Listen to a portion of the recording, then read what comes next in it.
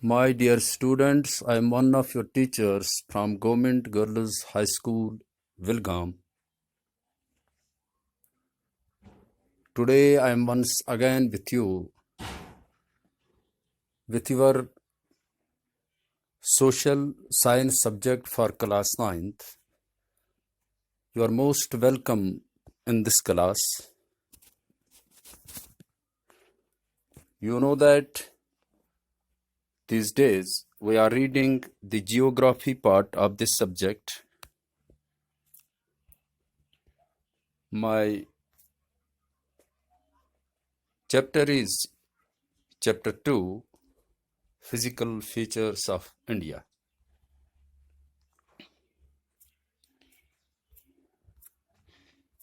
Things are written on the screen. You can easily see and read these things.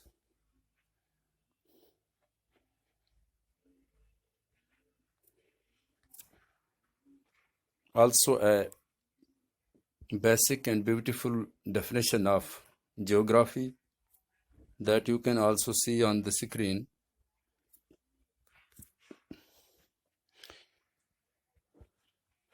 I have tried to put my today's lecture in the form of a question answer,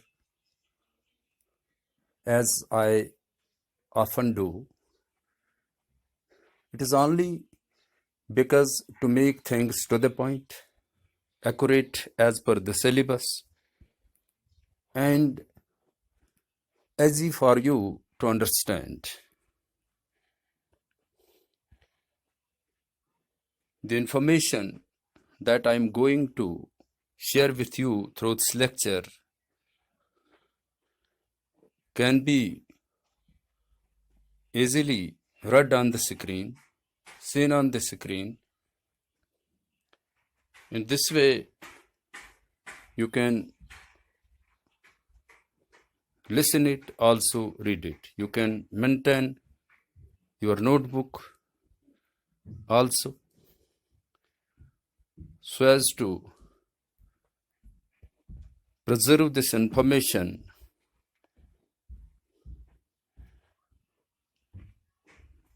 in a hard manner too.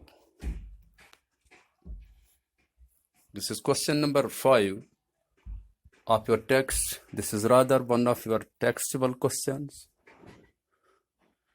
because you know the textual questions raised on the end of your any chapter or topic of the book, geography book,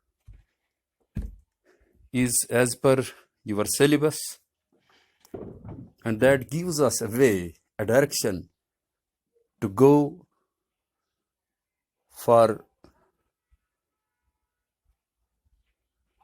concentrating on the subject or reading the subject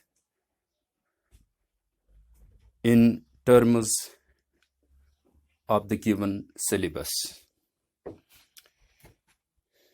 The question is given account of the northern plains of India. You know that we are reading the physical features of India. So our today's question will take us to the northern plains of India. Things can be clearly seen on the screen. This is question number 5. Answer. Northern plains are the most recent landforms. The northern plains are formed of alluvial deposits. The northern plains has been formed by the interplay of the 3 major river systems, namely the Indus, the Ganga, and the Brahmaputra, along with their tributaries. This plain is formed of alluvial soil.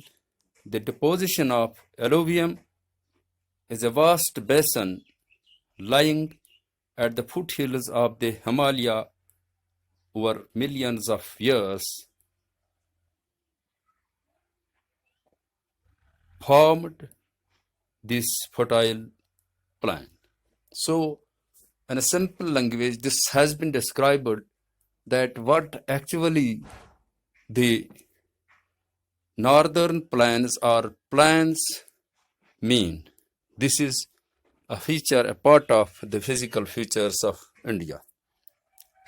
Then we'll see it separates over an area of 7 lakh square kilometer, the plain being about 2400 kilometer long and 240 to 320 kilometer broad, is a densely populated physiographic division with a rich soil cover combined with an adequate water supply and favorable climate.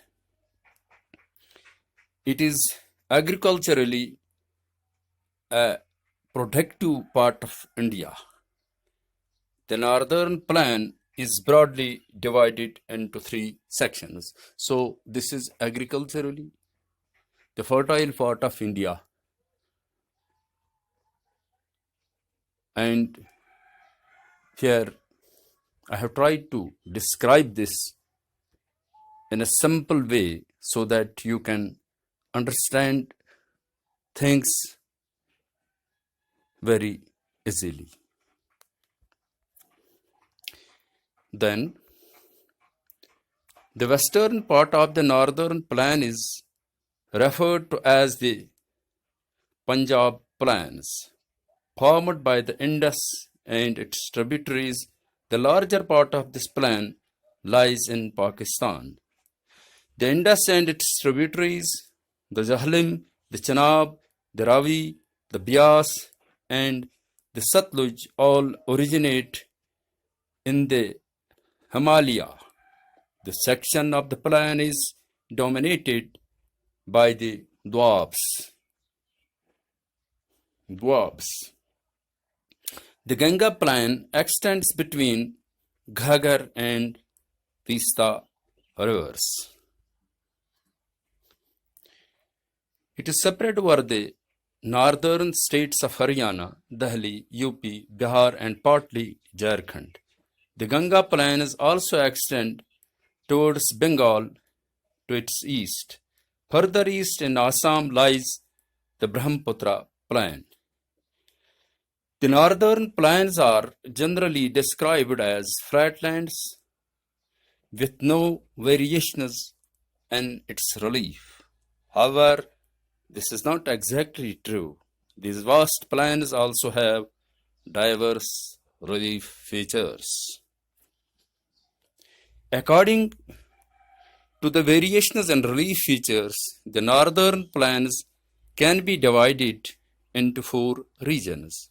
The rivers, after descending from the mountains, deposit pebbles in a narrow belt of about 8 to 16 kilometers, in which, lying parallel to the slopes of the Shivaliks, this region is known as Bhabar. And this we have already read on a previous question. You may be remembering. This is very simply, in a simple language, described. Then all the streams disappear in this Bhabar belt. South of this belt, the streams and rivers re-emerge and create a wet, swampy, and marshy region known as Tarai. This was once a thickly forested region full of wildlife. So, dear students, this was a brief account about the physical features of India in terms of northern plains of India. I hope that you may have understood it very well because it is in simple English and things have been answered in a to-the-point manner, avoiding the unnecessary lengths. As per my habit, I have tried to highlight here once a more point. This I am doing at times. Relief. Relief or topographic relief describes the amount of topographic change within a particular area. Another way to look at relief is the difference between the highest point and the lowest point in a given area. You have to remember these things. You have read these things in various classes up to your 8th standard. So you are supposed to remember those things. Then you can understand what this time is being delivered to you from this end, what this time is being taught to you. If you may have forgotten the previous lessons, it's not so simple for you to understand what I am telling you this time.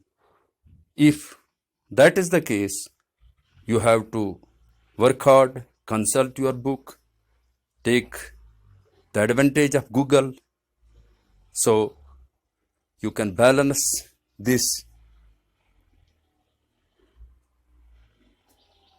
And this way, you will not feel any lack of information within you in future in terms of social sciences.